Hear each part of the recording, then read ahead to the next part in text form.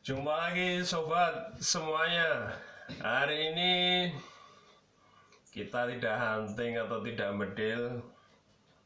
Hari ini acaranya kita mau review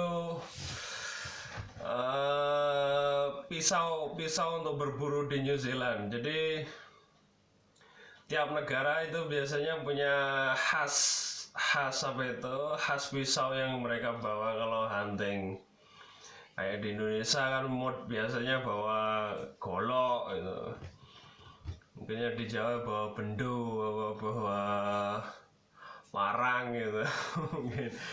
Tapi di New Zealand itu orang berburu itu nggak bawa yang besar-besar gitu. Nggak tahu mungkin culture-nya orang sini begitu. Jadi pisaunya itu pisau kecil di sini. Kayak pisau lipat gitu, cuma tajam pisaunya. Yang penting itu intinya pisau itu yang penting tajam. Jadi begitu kita habis nge-shot buruan itu bisa untuk meroses dengan cepat, bukan pisau gablok dibawa buat hunting, enggak. Jadi intinya pisau itu yang penting tajam, bagaimanapun saja pisaunya. Nah, di New Zealand itu ya, seperti yang saya bilang tadi itu, di pisaunya itu pisau kecil atau pisau lipat yang kebanyakan dibawa para hunter di sini. Ini yang favorit saya kalau saya pergi hunting, ya cuma bawa pisau ini. Ini bukan sponsor, kebetulan mereknya ini, tapi ini bukan niat sponsor kita.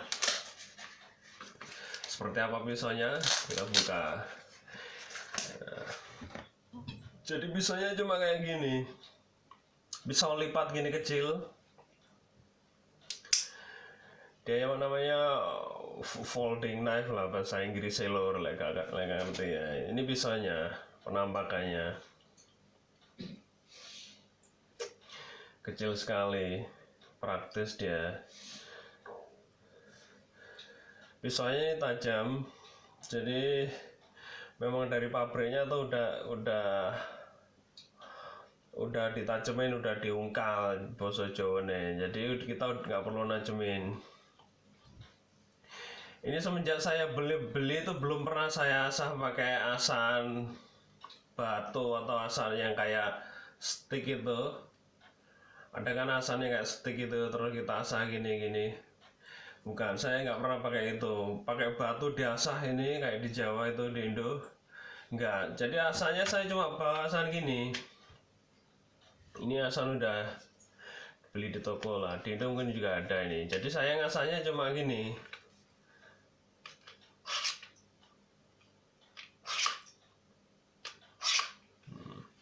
Tiga kali aja cukup. Terus kita baru buat nyeset atau buat ngulitin, buat motong dagingnya itu bisa.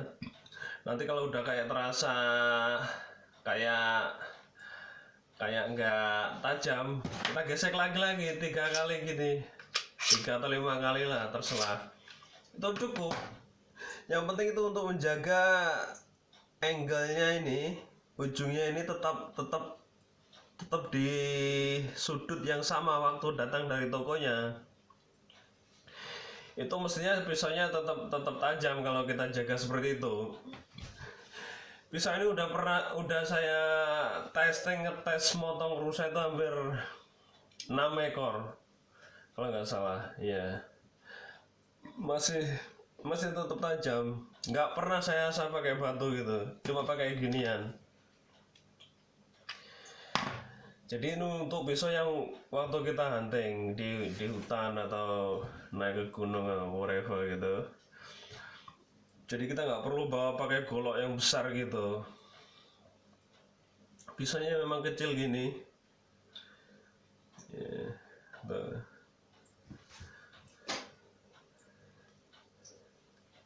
Udah gini masukin kantong. Saya dulu pertama di sini itu tak kira bercanda, itu di acara televisi kan ada acara hunting gitu. Pisaunya di bawah itu pisau kecil gitu. Ya kayak gini, semacam gini. Saya bilang gimana itu nanti buat motong-motong daging atau motong tulang. Di sini kita nggak buat motong tulang lur. Jadi biasanya kalau hunting di sini cuma dikulitin, terus daging itu dipisahin dari tulangnya, udah gitu toh. Jadi tulang kita tinggal. Jadi lebih gampang kita packingnya bawa pulang. Itu kalau huntingnya jauh. Kalau saya huntingnya kan dekat, kadang cuma 500 meter atau 300 meter dari rumah, itu biasanya saya gantung itu kurang lebih 5 atau sampai 7 hari di pinggir hutan gitu. Baru saya nanti datang lagi setelah 5 atau 7 hari, kita kulitin, saya potong jadi 4 bagian atau 5 bagian gitu. Jadi gampang transportasinya untuk bawa pulang. Nanti sampai rumah biasanya saya gantung, baru saya pisahin daging dari tulangnya itu. Ini tadi pisaunya. Cuma kalau kita di rumah, kalau untuk rajang-rajang, untuk bikin sate, saya pakai pisau yang agak besar kan di rumah, jadi lebih nyaman kan buat motong-motong yang kayak video yang itu loh, sate rusa Selandia Baru itu. Saya pakai pisau ini. Ini pisaunya juga tajam, sama najeminnya cuma gini doang. Ininya udah tajam, kita nggak perlu nunjukin videonya kayak di media massa atau dipraktekin buat ngiris kertas gitu, nggak perlu. Jadi yang ini asli tajam. Jadi nggak perlu dibuktikan lagi. Kalau mungkin ada Indonesia bisa nemuin yang ini, nggak perlu dipraktekin kayak buat ngiris kertas disuruh nggak perlu gitu. Kita udah percaya dia tajam, memang ini terbukti tajam, udah saya coba. Itulah sedikit review pisaunya. Ini kan nanti sebentar lagi kita rusa yang saya shot kemarin itu udah waktunya ngulitin.